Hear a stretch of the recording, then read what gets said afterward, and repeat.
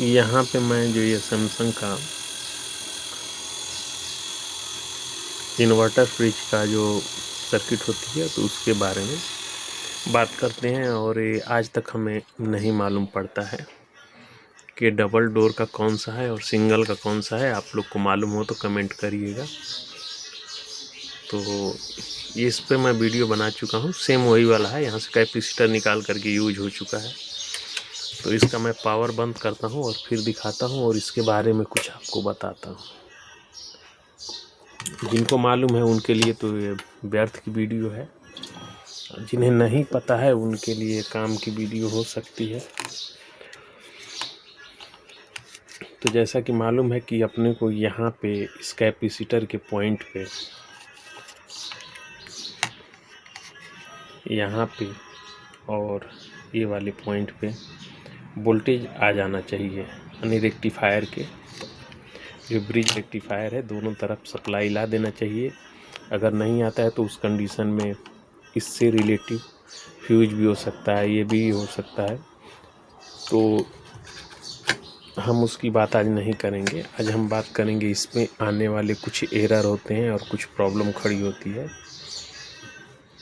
तो आपको मालूम होगा कि इसमें मैं उस वाले वीडियो में बता चुका हूँ कि ये पिनें जो होती है UVW की ये वाली है, जो हाई लो करके बनाती हैं, जिससे वजह से ये पल्स बनती है। तो इसका मैं पल्स का और बाकी का मैं पहले कर चुका हूँ, तो इसमें मैं बात भी नहीं करूँगा।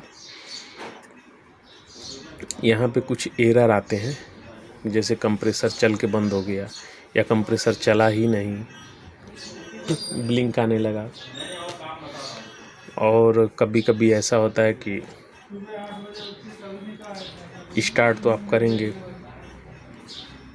IPM चेक करेंगे, IPM भी सही है लेकिन चलेगा नहीं, एरर आने लगता है। तो बोलते हैं कि ये IPM ख़राब है, लेकिन चेक करेंगे तो कंटिन्यूटी में सब बराबर रहता है।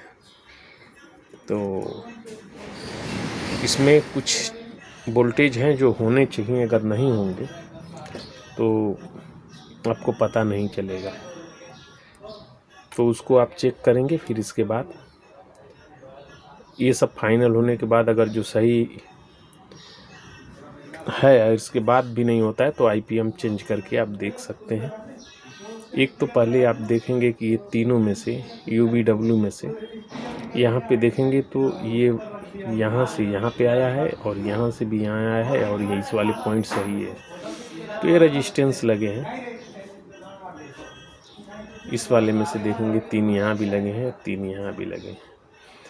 तो इसे भी आपको चेक करना पड़ेगा। जब तीनों हैं तो तीनों का एक ही वैल्यू होना चाहिए। अगर इसमें वैल्यू में डिफरेंस होगा तो आप समझ जाएंगे कि इसमें कुछ प्रॉब्लम है। वैसे ही यहाँ पे जो अगर इसमें कोई पल्स अगर मिसिंग होगी इस वाले में तो भी ये समस्या खड़ी होगी। दूसरा यहाँ पे कैपेसिटर है, ये 6 में लगे हुए, तो इसमें भी अगर कुछ प्रॉब्लम होगी, अगर कोई शॉर्ट हुआ तो भी ऐसे ही आपको प्रॉब्लम आएगी, चल के बंद हो गया या प्रोटेक्शन मोड में जाएगा तो कोई ना कोई एरर शो करेगा। और कितना बार ब्लिंक करेगा वो पता नहीं है, क्योंकि अलग अलग सर्किट अलग अलग बनाती है। तो इतना तो आपको करना पड़ेगा। ये वाला है, अगर जो आपका सप्लाई बंद हो जाती है, अगर ओपन हो गई तो ये चलेगा भी नहीं और एरर आने लगेगा। हो सके 2 बार का एरर आए, हो सके 3 बार आवे, 4 बार आवे, 5 बार आवे, जो भी है जिसमें IPM का ही वो शो करेगा। तो यहाँ पे भी आया, अगर जो ये वाला है ये अगर यहाँ भी ओपन रहेगा तो भी एक आएगा, क्योंकि जब ये स्टार्ट होता है तो उस समय एम्पेयर जब भी बनती है तो उस एम्पेयर से यहाँ पे वोल्टेज कुछ बनता है। उस वोल्टेज से जो है वोल्टेज से भी इसको मालूम पड़ता है कि हाँ कुछ काम हो रहा है। ये वाले भी पॉइंट से फ़र्क है। अगर यहाँ भी अगर जो वोल्टेज का अगर ये हो गया ये वाला, तो यहाँ भी अगर मिस्टेक होगा तो भी एरर आएगा। अगर इसमें वोल्टेज है, इसमें 2.5 वोल्ट के करीब रहता है, अगर ये वोल्टेज कम रहेगा तो आपका चलेगा कंप्रेसर और बंद हो जाएगा। मेरे पास एक सर्किट है तो उसमें भी ऐसा है। दूसरा चीज़, अभी इसका डबल डोर है कि सिंगल डोर है, तो यहाँ पे आप देखेंगे ये जो जैक बना रहता है, 1 मिनट, सेम सर्किट है, इसके लिए उसको पलटने नहीं जा रहा हूँ। तो यहाँ पे आप देखेंगे 5 वोल्ट और ये वाला, तो ये तो वापस भेजने के लिए रहता है, ये 2 जो सर्किट रहती है दूसरी बोर्ड की उसके लिए। और इसको यहाँ से ये वाला, ये इसको सिग्नल मिलता है इस वाले सिस्टम को, तो मतलब इसके सिस्टम आईसी को इसके ज़रिए सिग्नल मिलता है तो ये चलती है।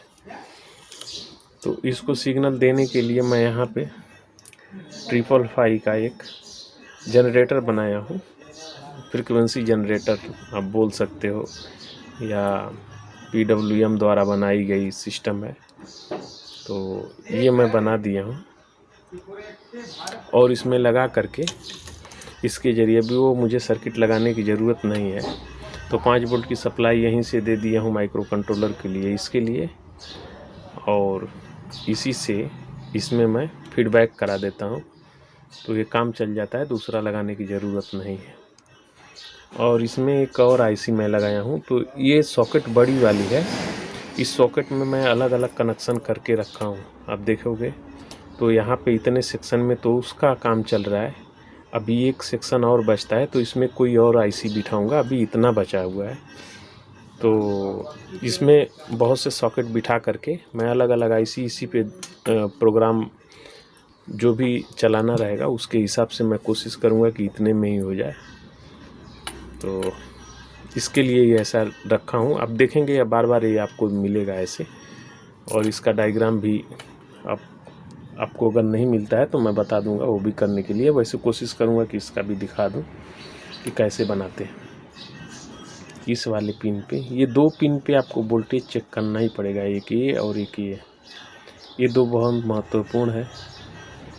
ये एरर के लिए ही ज़्यादातर प्रॉब्लम कुछ भी होता है तो यहाँ पे वोल्टेज आपको चेक करना पड़ेगा। तो यहाँ पे 2.5 वोल्ट रहता ही है और यहाँ पे 5 वोल्ट का है, क्योंकि ये वाला गया है यहाँ पे सेंसर हीटिंग के लिए। तो जब ये अगर हीट होगा, इंटरनली इसके अंदर सेंसर है, तो जब हीट होगा तो ये धीरे धीरे ड्रॉप कराएगा ये सप्लाई को। तो जैसे जैसे ड्रॉप होगा उसके हिसाब से यहाँ पे बंद हो जाएगा। फिर अगर जो रेजिस्टेंस ज़्यादा बनने लगेगा, फिर ये ड्रॉप होगी सप्लाई तो वो बंद हो जाएगा, ये सिस्टम बंद कर देगा। तो ये 2 पे आपको ध्यान देना पड़ेगा। यहाँ पे 5 वोल्ट, यहाँ पे 2.5 वोल्ट होना चाहिए।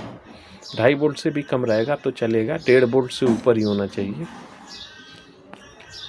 अब ये सर्किट आई है सिंगल डोर की बन के हमारे पास। तो मैं कल से इसी में था कि आखिर काम कैसे करता है, क्योंकि मैं सर्च करना होता है। तो इतना तो है, जब इतना आप जानते हैं तो बाकी सर्च करना आसान है। वही बोलता हूँ ना कि सर्किट आपको देखने में पहले आप बार बार सर्किट को देखिए और अलग अलग ढंग से सोचेंगे तो आपको मालूम पड़ जाएगा। दूसरा चीज़, नहीं जानकारी है तो कोई बात नहीं है, गूगल पे इसका PDF निकाल लीजिए तो मालूम पड़ेगा।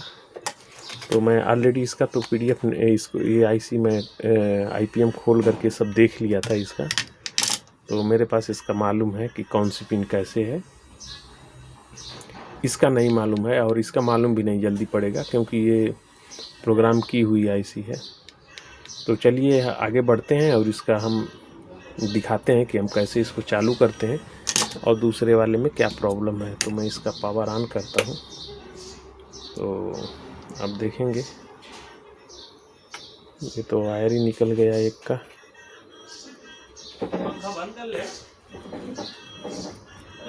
ये देखिए, जैसे जैसे इसको बढ़ाएंगे तो ये बढ़ता है।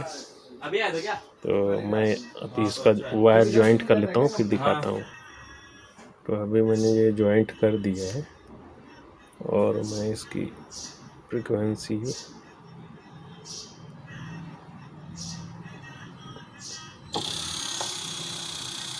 अभी चालू हो गया।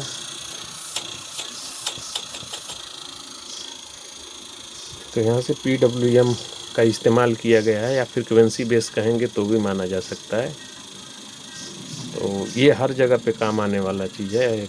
मतलब एक तरह से बोलें तो ये ऐसा आलू है 555 IC कि जो हर एक सब्जी में इस्तेमाल हो सकती है, वैसे ही ये है। बशर्ते आपको ये मालूम होना चाहिए कि ये प्रोग्राम कैसे करती है, कैसे काम करती है, कौन कौन सी पिनें होती हैं और कितनी फ्रीक्वेंसी तक इससे जनरेट कर सकते हैं। वो आपके ऊपर डिपेंड करता है कि कितना इसके बारे में जानते हैं। तो 555 के बारे में जितना जानिए वो आपके लिए बेहतर रहेगा, क्योंकि ये बेसिक है। और बेसिक अगर आपको मालूम है तो कुछ भी कर सकते हैं, बेसिक ही नहीं मालूम है तो कुछ नहीं करेंगे।